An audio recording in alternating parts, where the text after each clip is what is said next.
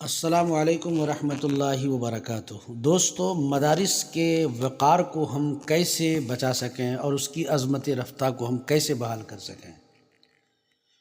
نماز کے بعد مساجد میں مدارس کے چندے کا اعلان عموماً اس طرح ہوتا ہے، یعنی میں مدرسہ جامعہ اسلامیہ فلاں جگہ سے حاضر ہوا ہوں، مدرسے میں غریب و یتیم بچے پڑھتے ہیں، ان کے قیام و طعام وغیرہ کی ضروریات کا مدرسہ ھذا کفیل ہے، جو آپ لوگوں کے چندے سے پوری کی جاتی ہیں، لہٰذا زکوٰۃ، فطرہ، صدقہ اور خیرات سے مدرسے کا تعاون فرمائیں۔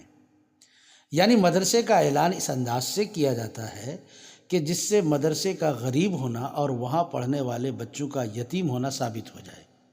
اس طرح کے اعلان مدرسے کو لوگوں کی نگاہ میں ایک غریب خانے کی حیثیت سے پیش کرتے ہیں، اور عوام یہ سمجھتے ہیں کہ مدارس میں ایسے لوگوں کے بچے پڑھتے ہیں جن کو کھانا، کپڑا اور دیگر سہولیات میسر نہیں، جن کو دنیا کمانا نہیں آتا، کیونکہ ان کے پاس اسباب نہیں تھے، اس لیے انہوں نے اپنے بچے مدرسے میں بھیج دیے اور وہ ہمارے دیے ہوئے صدقہ خیرات پر پل کر اپنی غربت کا علاج کرتے ہیں۔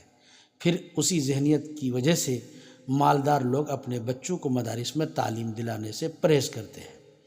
کبھی آپ نے غور کیا کہ اس کی وجہ یہی اعلان ہے جنہوں نے مدرسے کو عوام کی نظر میں یتیم خانہ بنا کر رکھ دیا ہے؟ اگر آپ مدرسے کے وقار کو بچانا چاہتے ہیں، اس کی عظمت رفتہ بحال کرنا چاہتے ہیں، تو اگر چندے کا اعلان اس طرح سے کیا جائے تو یقیناً مدرسے کا وقار بحال ہوگا۔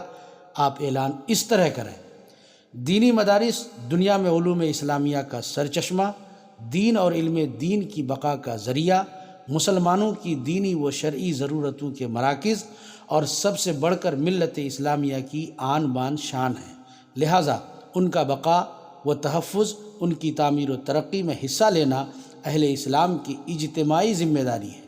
اپنی اس ذمہ داری کو پورا فرما کر اجر عظیم کے مستحق ہوں۔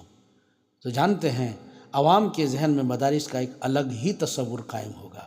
امید ہے کہ اہل مدارس اس جانب توجہ کریں گے اور بھک منگوں کی طرح اعلان کر کے مدرسے کے وقار کو مجروح کرنے سے پرہیز کریں گے۔ السلام علیکم ورحمۃ اللہ وبرکاتہ۔